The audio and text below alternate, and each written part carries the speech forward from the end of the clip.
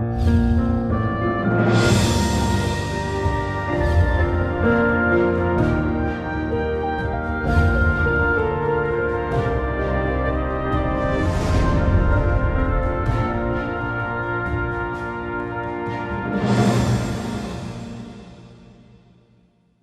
हम खुदा के कलाम का मुताला उन्वान हयात के दरख्त की सच्चाई और क्राइस्ट आनसांग होंग के तहत करेंगे। हमें बरकत देने के लिए इस ज़मीन पर आने वाले क्राइस्ट आनसांग होंग को दुनिया एक आम आदमी समझती है, बिल्कुल उसी तरह जैसे आज से 2000 साल पहले इसराइली यीशु को महज बढ़ई के बेटे का दर्जा देते थे। बहरहाल हम क्राइस्ट आनसांग होंग पर दूसरी बार इस ज़मीन पर आने वाले यीशु के तौर पर मुकम्मल ईमान रखते हैं और उल-कुद्स के ज़माने में बनी आदम को बचाने वाले खुदा के तौर पर ईमान रखते हैं। आज हयात के दरख्त की सच्चाई के जरिए हम मुताला करते हैं कि हमारे खुदा बाप क्राइस्ट आनसांग होंग और हमारी खुदा माँ आसमानी यरूशलेम ही इस ज़मीन पर आने वाले हकीकी निजात दहिंदा हैं। सबसे पहले हमें किताब मुक़द्दस की तरतीब को समझने की जरूरत है। इब्रानियों बाब 10 बयान करता है कि शरीयत आने वाली अच्छी चीजों का अक्स है। पैदाइश, खरूज, अहबार, गिनती और इस्तिस्ना तौरात की 5 किताबें कहलाती हैं और इन किताबों में पाक खुदा के कवानीन मौजूद हैं। इसीलिए माजी में इन किताबों को अमूमन शरीयत पुकारा जाता था। जैसा कि इब्रानियों बाब 10 कहता है कि शरीयत में आने वाली अच्छी चीजें मौजूद हैं। दूसरे लफ्जों में अक्स सिर्फ उसी सूरत में बनते हैं जब हकीकत में अच्छी चीजें वजूद रखती हैं। बस किताब मुक़द्दस बयान करती है कि यीशु तमसीलों के जरिए बनाए अलम से पोशीदा बातों को जाहिर करते हैं। मत्ती बाब 13 आयत 34 से देखते हैं। ये सब बातें यीशु ने भीड़ से तमसीलों में कहीं और बगैर तमसील के वो उनसे कुछ ना कहता था, ताकि जो नबी की मार्फत कहा गया था वो पूरा हो कि मैं तमसीलों में अपना मुंह खोलूंगा, मैं उन बातों को जाहिर करूंगा जो बनाए अलम से पोशीदा रही हैं। बनाए अलम से पेशतर ऐसी बहुत सी बातें हैं जो खुदा ने पोशीदा रखी थीं। अगर ये पोशीदा बातें जाहिर ना की जाएं, तो हम किस तरह आसमान की बादशाही और निजात के मुंतजर रह सकते हैं? इसलिए मसीह आए और तमसीलों, भेदों और पेशनगोइयों के जरिए हमारे लिए तमाम पोशीदा बातों की वजाहत की और हमें समझाया। मत्ती बाब 13 में हम देख सकते हैं कि किस तरह मसीह ने हमें समझाने के लिए तफसीलन सच्चाई को बयान किया था। जब बनाए आलम की बात होती है तो पैदाइश की किताब में इसका इंदराज मौजूद है। तो फिर आइए देखते हैं कि बनाए आलम से खुदा ने क्या पोशीदा रखा है। बनाए आलम से पोशीदा खुदा की सच्चाइयों में से हम हयात के दरख्त और नेकोबत की पहचान के दरख्त की सच्चाई के जरिए अपने पाक खुदा की मर्जी का मुताला करते हैं। आज मुताला करते हैं कि क्यों क्राइस्ट आनसांग होंग इस जमीन पर आए और तमाम दुनिया में खुदा की खुशखबरी की मुनादी की। पैदाइश बाब 2 के मुताबिक खुदा ने बागी अदन में हयात का दरख्त और नेकोबत की पहचान का दरख्त लगाया। हयात के दरख्त और नेकोबत की पहचान के दरख्त की खास खसूसियात हैं। नेकोबत की पहचान के दरख्त की बात करें तो अगर इंसान इसमें से खाए तो मरता है, मगर वो हयात के दरख्त से खाकर हमेशा जिंदा रह सकता है। पैदाइश बाब 2 आयत 16 देखते हैं। और खुदावंद खुदा ने आदम को हुक्म दिया और कहा कि तू बाग के हर दरख्त का फल बेरोक टोक खा सकता है। आदम को बाग के हर दरख्त का फल खाने की आजादी थी, लेकिन वहां एक दरख्त जिसके लिए एक शर्त थी। वो दरख्त कौन सा था? आयत 17 देखते हैं। लेकिन नेकोबत की पहचान के दरख्त का कभी ना खाना, क्योंकि जिस रोज तूने उसमें से खाया तू मरा। अगरचे खुदा ने निहायत सख्त तंबीह की कि तू मरेगा, पर आदम और हवा को शैतान ने बहकाया और खुदा की हुक्म अदूली की। जब हम बाब 3 में जाएं तो देख सकते हैं कि शैतान ने उनको बहकाया और आखिरकार उन्होंने नेको बद की पहचान के दरख्त से खाया। जैसे ही उन्होंने खाया, उनके साथ क्या हुआ? अगर उन्होंने उसमें से ना खाया होता तो वो लाखों या खरबों साल जिंदा रहते। बहरहाल उन्होंने ममनुआ फल खाया और मर गए, जैसा कि खुदा ने कहा था कि जिस रोज तूने उसमें से खाया तू मरा। उन्हें मजबूरन एक मुख्तसर और आलसी जिंदगी गुजारनी पड़ी। तो फिर नेकोबद की पहचान के दरख्त से खाकर गुनाह करने वाले आदम और हवा के लिए हमेशा की जिंदगी पाने का कोई और मौका ना था?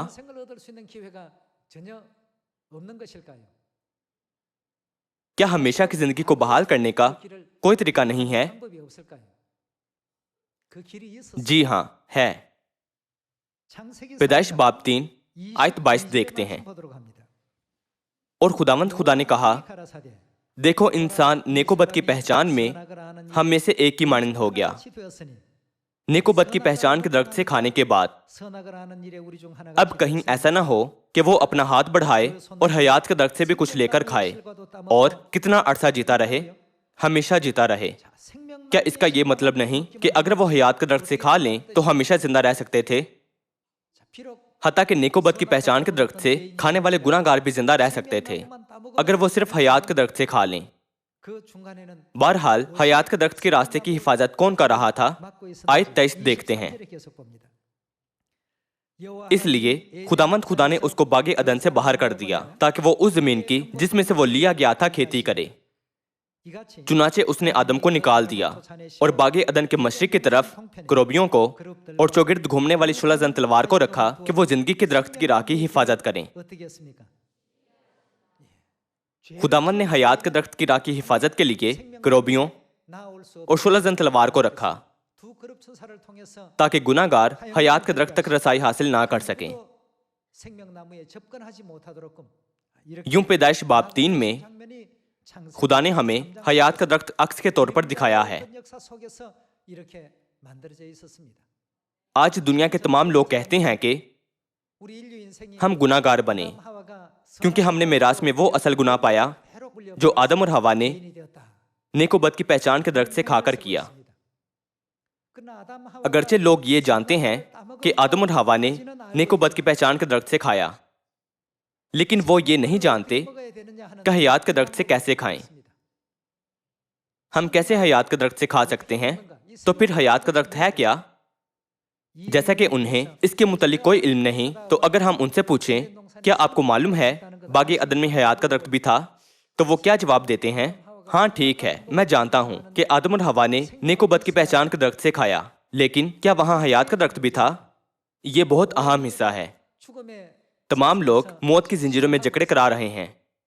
लोग पैदा होते हैं और मर जाते हैं।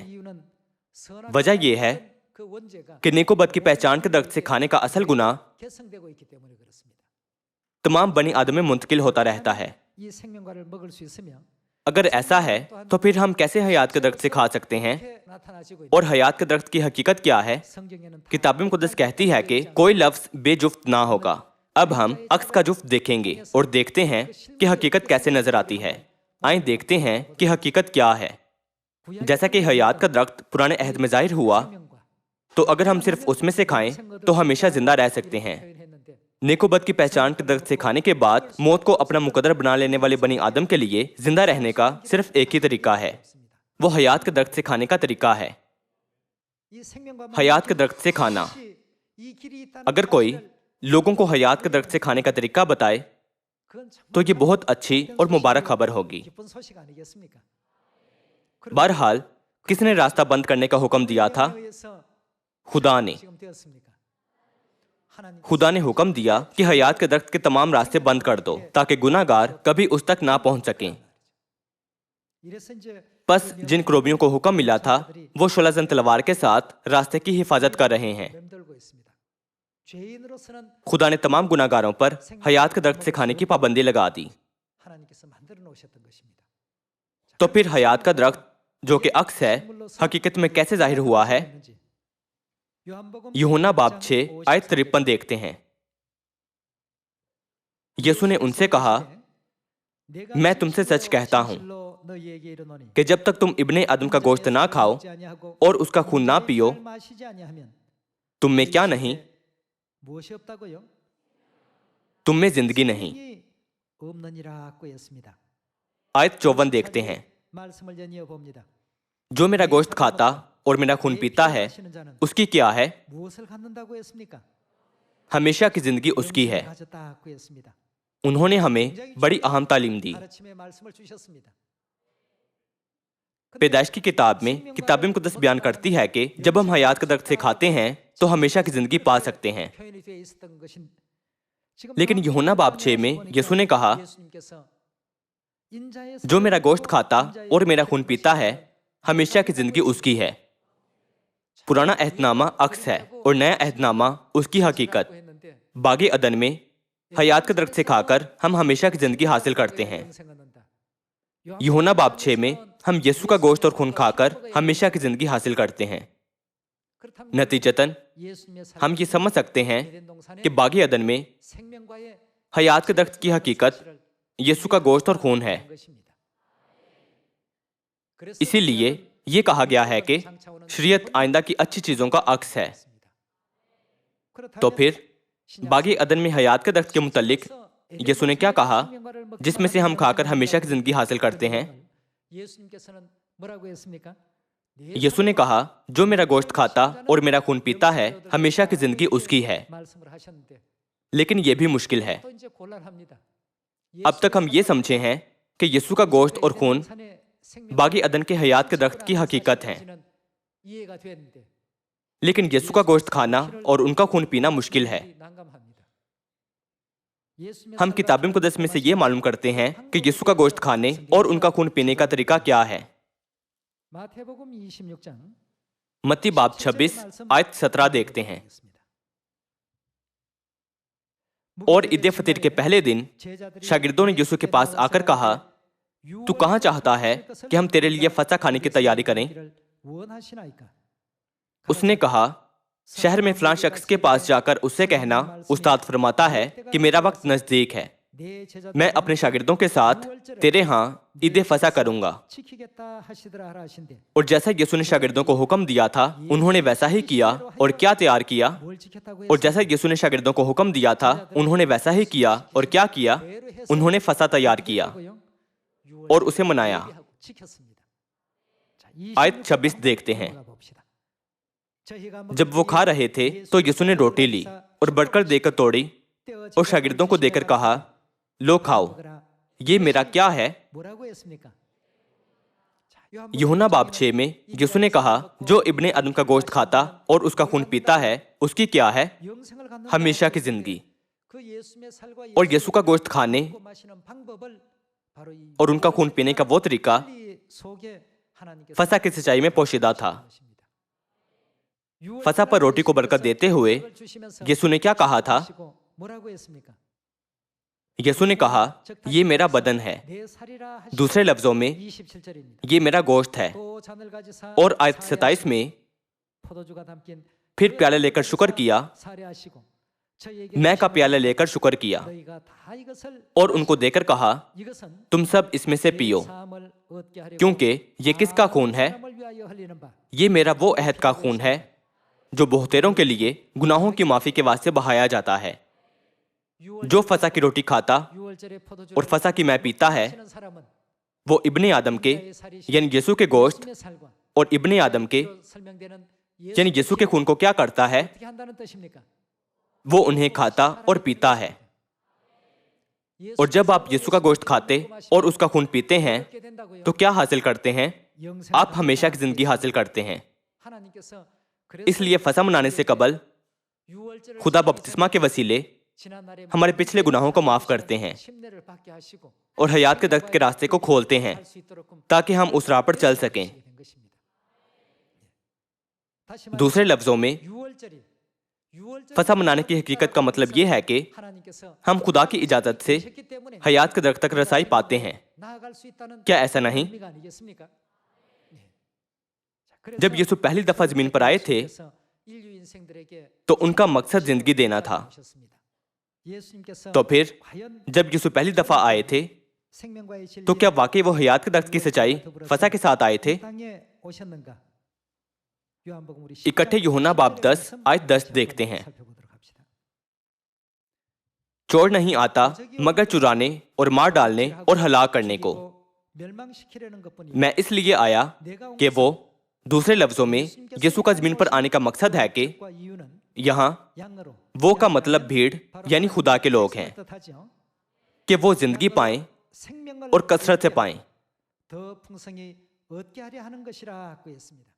तो फिर बागे अदन में नेकोबद की पहचान के दरख्त से खाकर मौत को अपना मुकद्दर बना लेने वाले बनी आदम को जिंदगी देने के लिए हयात का दरख्त यकीनन जरूरी है। तो फिर जब यीशु पहली दफा जमीन पर आए तो क्या वो हयात का दरख्त लाए थे? जब यीशु ने कहा मैं इसलिए आया कि वो जिंदगी पाएं, तो इसका मतलब ये था कि वो जिंदगी देने आए थे। अगर वो जिंदगी देने आए थे तो फिर उन्हें हमारे लिए बागी अदन से क्या लाना चाहिए? उन्हें हमारे लिए हयात का दरख्त लाना चाहिए। तो फिर जब हयात का दरख्त सच्चाई के तौर पर जाहिर होता है तो ये कौन सी सच्चाई है? जब यीशु पहली दफा जमीन पर आए थे तो क्या वो नए अहद की फसल लाए थे या नहीं? उन्होंने पतरस और यूहन्ना को फसह की तैयारी करने को कहा। क्या उन्होंने नहीं कहा था? नीस उन्होंने पांव धोने की रस्म का इंतजाम भी किया। रोटी देते हुए उन्होंने कहा ये मेरा बदन है, और मैं देते हुए उन्होंने कहा ये मेरा खून है। वो कौन सा दिन था? वो फसह का दिन था। जैसा कि उन्होंने बनी आदम को फसह के वसीले अपना गोश्त और खून बख्शा, तो उन्होंने कहा जब तक तुम इब्ने आदम का गोश्त ना खाओ और उनका खून ना पियो तुम में जिंदगी नहीं। लेकिन जब तुम इन्हें खाते और पीते हो तो हमेशा की जिंदगी पाते हो। ये किसकी तालीम है? ये वही तालीम है जो 2000 साल पहले यीशु ने खुद सिखाई थी। बागी अदन में गुनाहगारों को हयात का दरख्त नहीं दिया गया था। ताहम जब यीशु पहली दफा आए तो नए अहद की फसह के वसीले हमें जिंदगी देने की गर्ज से उन्होंने हयात के दरख्त के रास्ते का क्या किया था? उन्होंने हयात के दरख्त का रास्ता खोल दिया था। पतरस, यूहन्ना, दीगर शागिर्द और इब्तिदाई कलीसिया के तमाम अराकीन फसह मनाते थे। क्या शैतान चाहेगा कि तमाम बनी आदम निजात पाएं? नहीं, शैतान कभी नहीं चाहता। शैतान ने फरेब व मकारी से फसह की बेशकीमत सच्चाई को खत्म करना शुरू किया। तकरीबन 155 बाद मसीह में मशरिकी कलीसिया के नुमाइंदा पॉलीकार्प और मगरबी कलीसिया जो कि रोमन कलीसिया है कि पोप एनासिड्स के माबैन फसह को मनाने के मामले पर शदीद बहस शुरू हो गई थी। एक ग्रुप बहस करता था कि हफ्ते का दिन अहम है और इतवार पर जोर देता था, जबकि दूसरा ग्रोह कहता था कि सब कुछ फसह के आगाज से होना चाहिए। लेकिन ना ही पॉलीकार्प और ना ही एनासिड्स एक दूसरे को कायल कर सके और उन्होंने इस सवाल को हल किए बिना ही छोड़ दिया। तब एक बार फिर तकरीबन 197 बाद मसीह में वो इस बहस को सामने लाए। उस वक्त मशरिकी कलीसिया की जानिब से पॉलीक्रेट्स और मगरबी कलीसिया की जानिब से बिशप विक्टर ने इस बहस का आगाज किया। फसह को मनाने या ना मनाने की बहस के दौरान उन्होंने ईस्टर की तारीख का जिक्र किया और ये फसह को खत्म करने के लिए निहायत मकारी पर मबनी चाल थी। एक कहावत है कि काम कहीं और दिल कहीं। बज़ाहिर तो लग रहा था कि किसी एक को निशाना बनाया जा रहा है, लेकिन असल में किसी बिल्कुल फर्क चीज को ढूंढा जा रहा था। इसका मकसद किसी और तरफ तवज्जो मबजूल करवाने का था ताकि हमले के खिलाफ तैयारी में अहम जगह नजरअंदाज हो जाए। 197 बाद मसीह में पॉलीक्रेट्स और विक्टर के माबैन शदीद बहस हुई, लेकिन वो कोई मसला हल ना कर सके। वक्त गुजरने के साथ आखिरकार 325 बाद मसीह में कॉन्स्टेंटाइन बादशाह ने निकाया कौंसिल मुनक्कद की। बेशक इसी मजहबी कौंसिल में रोमी पापाई तंजीम ने भी शिरकत की थी। जैसा कि उनका इरादा था, उस वक्त उन्होंने ईस्टर के दिन को मनाने की बुनियाद रखी।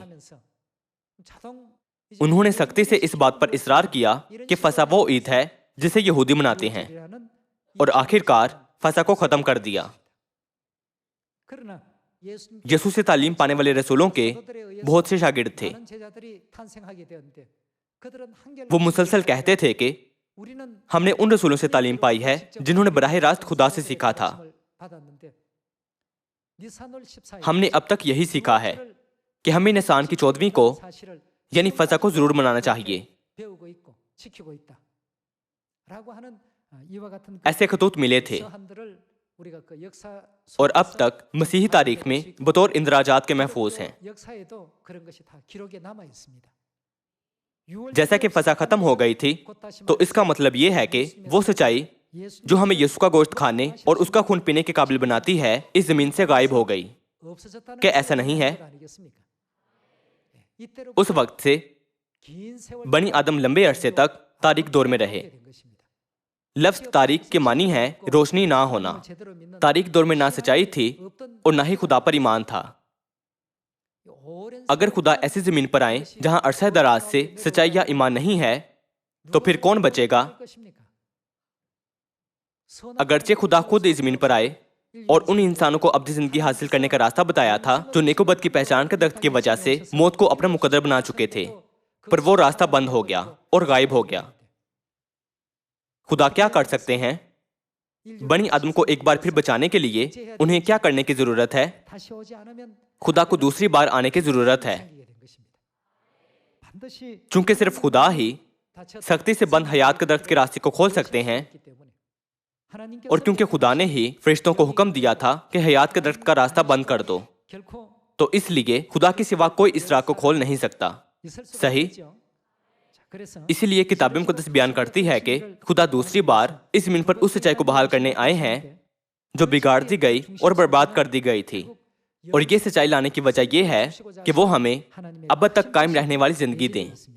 इब्रानियों बाब 9 आयत 27 देखते हैं। और जिस तरह आदमियों के लिए एक बार मरना और उसके बाद अदालत का होना मुकर्रर है, उसी तरह मसीह भी एक बार बहुत लोगों के गुनाह उठाने के लिए कुर्बान होकर कितनी बार, दूसरी बार बगैर गुनाह के, किस लिए? निजात के लिए उनको दिखाई देगा जो उसकी राह देखते हैं। उनका दूसरी बार जमीन पर आने का मकसद क्या है? किताब मुकद्दस बयान करती है कि वो दूसरी बार निजात के लिए आएंगे, जैसा कि वो उनकी निजात के लिए आए जिनका मुकद्दर बागे अदम में नेकोबद की पहचान के दर्द से खाकर मौत बन गया था। उन्हें क्या लाना चाहिए? सिर्फ जब वो हमें हयात के दर्द से खाने को दें तो हम गुनाह से खलासी पाएंगे। क्या हम नहीं पाएंगे? जब तक वो हमारे लिए हयात का दर्द ना लाएं, हम बच नहीं सकते। कौन सी सच्चाई हयात के दर्द को जाहिर करती है? फसा की सच्चाई। तो फिर रूहुल कुद्स के जमाने में खुदा यानी दूसरी बार इस जमीन पर आने वाला मसीही नए अहद के फसा लाता है। फसा लाने वाले कौन हैं? वो खुदा हैं। खुदा के सिवा कोई हमें जिंदगी यानी अब्दी जिंदगी देने की जरूरत नहीं कर सकता। तो फिर क्या किताब मुकद्दस पेशन गोई करती है कि खुदा आएगा और हमें अब्दी जिंदगी देगा? आइए यशायाह बाब 25 आयत 6 देखते हैं। और रब्बुल फाज इस पहाड़ पर सब कौमों के लिए फरबा चीजों से एक ज़ियाफत तैयार करेगा, बल्कि एक ज़ियाफत तिलछट पर से नितरी हुई मैल से। यहाँ ये कौन सा पहाड़ है? सयून के पहाड़ पर दुनिया के तमाम लोगों के लिए खुदा फरबा चीजों से ज़ियाफत तैयार करेगा, एक ज़ियाफत तिलछट पर से नितरी हुई मैल से। ज़ियाफत में क्या पेश किया गया? ये पुरानी मै है। ये ऐसी मैं है जो तकरीबन 1600 सालों तक पड़ी रही थी। सब कौमों के लिए फरबा चीजों से एक ज़ियाफत तैयार करेगा, बल्कि एक ज़ियाफत तिलछड़पट से निथरी हुई मैं से। हाँ, फरबा चीजों से जो पुरमगज हो और मैं से जो तिलछड़पट से खूब निथरी हुई हो।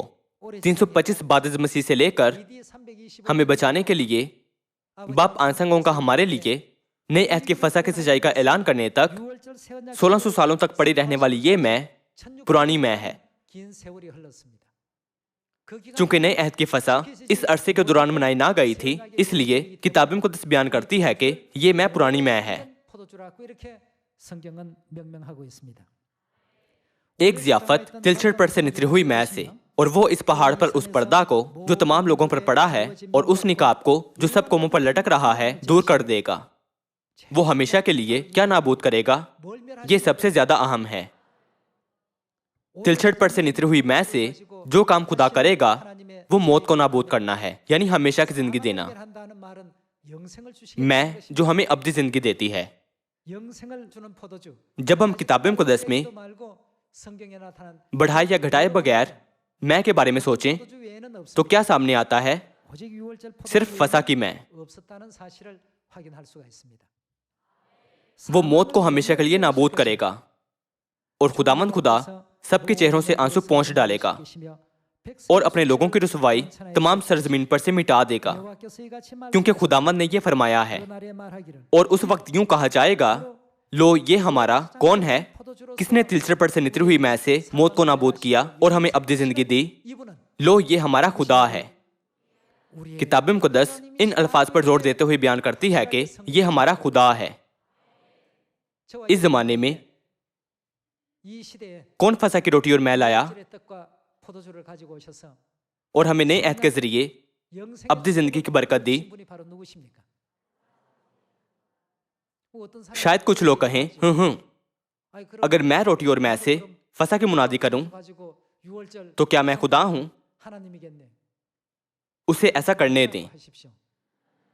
बाप आनसंगों के आने से पहले क्या कोई था जिसने नए अहद की फसा की मुनादी की हो और हमें फसा की रोटी और मैं के जरिए अब्दी जिंदगी की बरकत दी हो?